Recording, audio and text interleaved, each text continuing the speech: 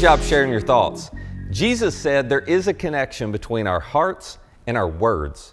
But come on, I don't want to admit that when I get mad. I don't want to admit that when I say something I shouldn't say. If I'm being honest, I'd rather blame you for it, right? It's like, I was totally calm and kind until they showed up. Or I never say rude things except, oh my gosh, they did something so annoying.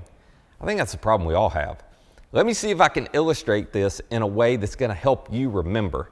Okay, this is Mike and Missy Mugg. Mike and Missy are brothers and sisters, okay? And one day they get to talking to each other, and Mike says something that Missy doesn't like, and when they bump into each other, beads came out, right? Then later, Missy does something that aggravates Mike, and man, there they go, more beads spill out. Now, here's my question. Why are beads coming out of Mike and Missy? Because the other person's bumping them? No. Beads are coming out of them because beads are already inside them. And Mike didn't put the beads in Missy, and Missy didn't put the beads in Mike. You can't miss this, all right? Jesus taught that no one makes those words bubble up and spill out from nowhere in you and me. No, those words, they were in you, they were in me to begin with. So, I want us to get personal for a minute. Here's a list of words I'm going to give you to help us identify exactly what could be rattling around in our hearts. Is it anger? Do you ever see any of that spill out in your words? Or embarrassment? Or feeling unappreciated? Or maybe feeling ugly, feeling let down or unlovable? Feeling like a failure? Feeling old? That's for all the volunteers in the room. Feeling stupid? Maybe it's you feel lonely or abandoned or scared or out of control. Maybe you felt betrayed, picked on, jealous, disrespected, insecure. Listen, if you don't want those things to come out of you, then you have to clean them out of your heart. So here's what I want to ask you to do. First, would you identify what's in your heart that's causing you to say hurtful things at times? You got to know what's in your heart, because what's in you is going to come out of you no matter what you try to do.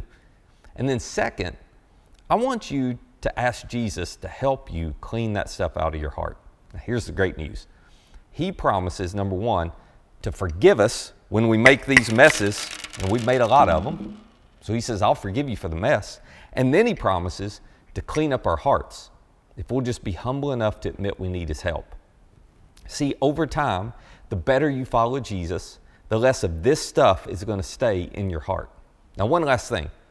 What do you do when you realize that you've said something to another person and you've hurt them?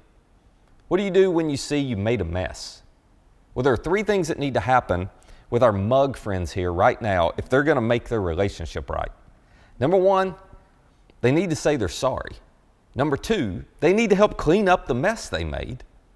And then number three, they need to let go of the stuff they're filled up with.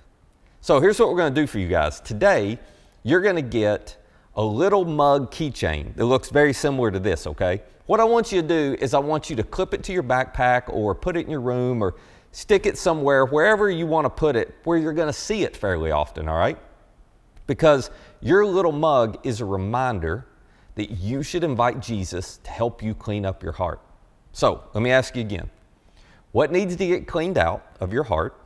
What comes flying out whenever you get bumped into? What do you need to deal with?